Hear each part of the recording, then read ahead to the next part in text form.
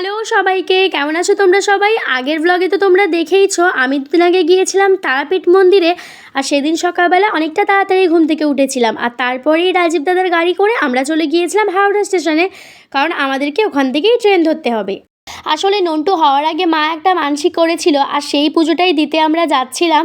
আর এখানে তো যাওয়ার কথা ছিল আরও 4-5টা পরিবারের, কিন্তু শেষমেশ শুধুমাত্র আমরা একাই গেছিলাম।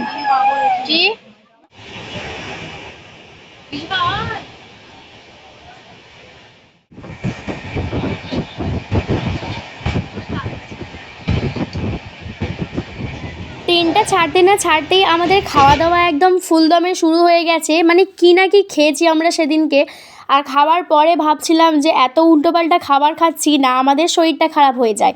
এইসব ভাবতে ভাবতেই চলে গেলাম রামপুরহাট স্টেশনে। আর স্টেশন থেকে বেরিয়েই আমরা খেয়েছিলাম 1 গ্লাস করে আখের রস।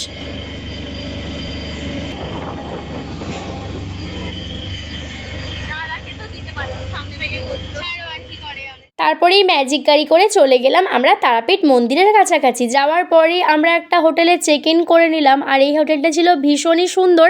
আর আমরা সকলে একটাই রুম নিয়েছিলাম, বিশাল বড় একটা বেড ছিল, কারণ আমরা চাইছিলাম একটা দিনের জন্য সবাই একসাথে কাটাতে।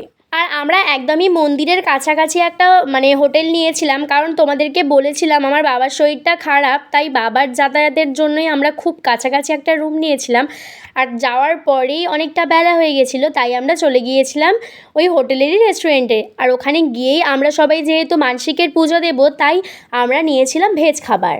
খাবার দাবারের টেস্ট তো ভীষণই ভালো ছিল। আমরা নিয়েছিলাম ভাত, ডাল, তারপর ঝুড়ো আলু ভাজা, আর একটা পটল আলুর তরকারি, আর আলু পোস্ত, চাটনি, পাঁপড়, মানে বেশ ভালো খাওয়া দাওয়া করলাম। আর এদিকে দেখতেই পাচ্ছ আমাদের ব্যালকনি থেকে একদমই মায়ের মন্দিরটা দেখতে পাওয়া যাচ্ছে।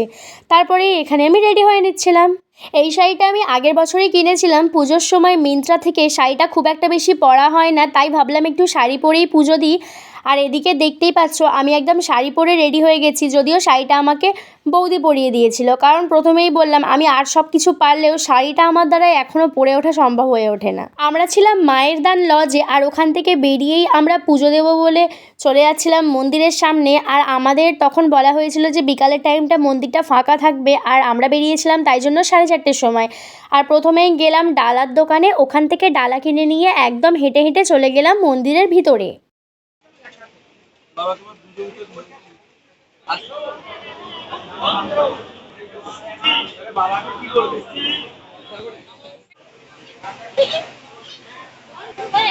ফার্স্টে বাবা বলেছিল নাট মন্দিরে বসে থাকবে আমাদের পুজো দিতে যেতে, কিন্তু পুজোর ওখানে এতটাই লাইন কম ছিল যে দাদা বলল যে একটুখানি কষ্ট করে দাঁড়িয়েই যাও। তাই জন্য আমরা লাইনে দাঁড়িয়ে পড়েছি, আর এখানে একজন পুরোহিত মশাই আমাদের পুষ্পাঞ্জলি দিয়ে দিচ্ছিল। দেখো পিপি কি বলছে।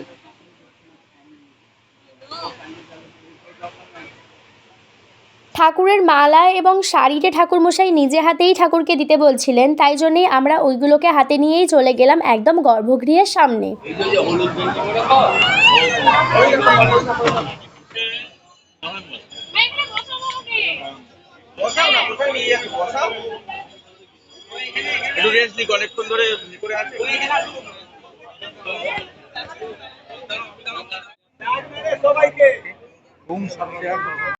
আমাদের পুজো দেওয়া তো একদমই কমপ্লিট হয়ে গেল, আর এত কম লাইন আমি এই প্রথমবারই দিলাম, মানে 1 ঘন্টাও লাগেনি আমাদের পুজো দিতে, এতই কম লাইন ছিল।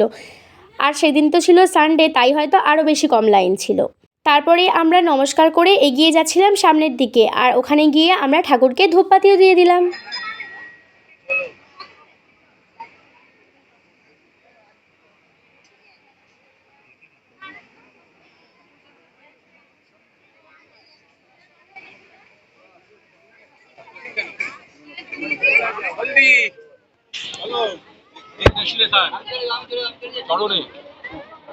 ব্যাস আমাদের তো পুজো দেওয়া একদমই কমপ্লিট। আর তারপরেই হোটেলে এসে খেয়েছিলাম আমরা চা। যাই হোক, আজকের ভিডিওটা এতটুকুই।